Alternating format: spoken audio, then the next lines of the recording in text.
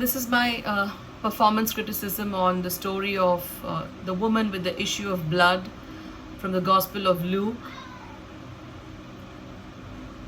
I call it Between Miracles, and initially it shows the urgency of the situation when Jairus, the ruler of the synagogue, comes running to Jesus and he begs him to lay hands on his daughter that she may live again. It's almost a question mixed with a plea, and Jesus replies with all assurance that he would come. And while he's on his way to Jairus' house, there is a lot of crowd, a large crowd that's pressing in on Jesus. I want to feel as part of this large pressing crowd that is so close to Jesus that they can almost hear his heartbeat.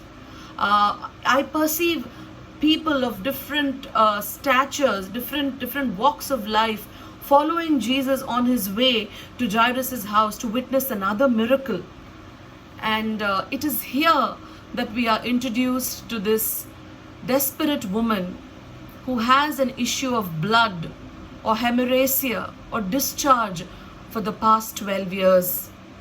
What strikes me here is that the woman has no one to accompany her, not even a handmaiden to show her stature, and immediately Mark says that she has lost everything that she had on the disease. And here I use a tone which says that she had lost everything, but still she had no cure. This is the hopelessness of the situation.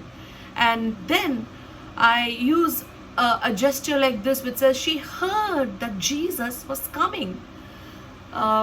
In Proverbs, there's a verse which says that hope deferred maketh the heart sick. But when there is hope, it becomes a tree of life. So this is what I try to convey with a smile and with a gesture like this when she had heard that Jesus was coming. She took control of the situation, even in her very, very frail state of health. Someone who had been bleeding, and she crawled through the crowds. She literally went inch by inch. And all the time, what she was thinking of in her mind was, if I could only touch the hem of that garment, the talit that Jesus was wearing as a Jew, if she could only grab a hold of that edge of the garment. When I was telling this portion, I was thinking that the woman's hands would have probably been trampled by many a feet. But that doesn't stop her from approaching the Messiah. And when she touches his garment, there is an instant recoiling in her body, an instant healing. And she knows that she has been healed. So there is an awe, there is a joy, and there is almost disbelief that she has been healed.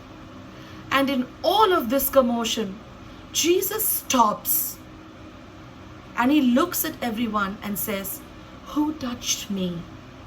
And next is the sarcasm of the disciples. They say there are so many people in this crowd, and yet you turn and ask, "Who touched me?" It's like they're almost asking him, "Are you crazy with all of these people around you and you still know that someone's touching you?" But here's where Jesus stands out, and he looks and he says, immediately, the faith of this woman is what I want to release into the story. Very, very hesitantly, because she has made someone else ritually impure. With that embarrassment, with the joy of the healing that she has just received, she's not even standing up. She's just there and she says, "It is me." What amount of courage would it have taken for the lady to own up that she had touched the hem of his garment? And even as I recount this, I have tears in my eyes that Jesus picks her up from the ground.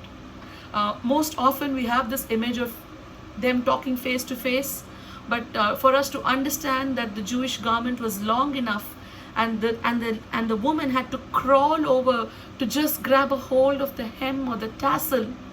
Jesus bends down, touches her, and he picks her up and he says, "Daughter, The word that he says there changed my perception of things, because this woman was a woman who had no family, she had no human physical touch, she had no one to comfort her.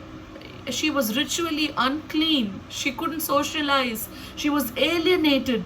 But right at this instant, when Jesus raises her from the ground, he looks into her eyes and says, "Daughter, you have been made whole."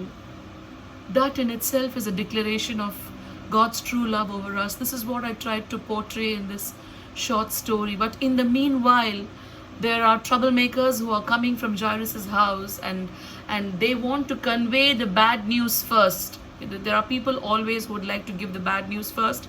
So there are a group of people who are coming in from Jairus' house, and they say, "Leave the master alone." It's like, just let him go. He's beside himself. He's got so much to do. The last thing he wants to do is to come to your house to make your daughter whole. So he says, just leave him alone because your daughter is dead.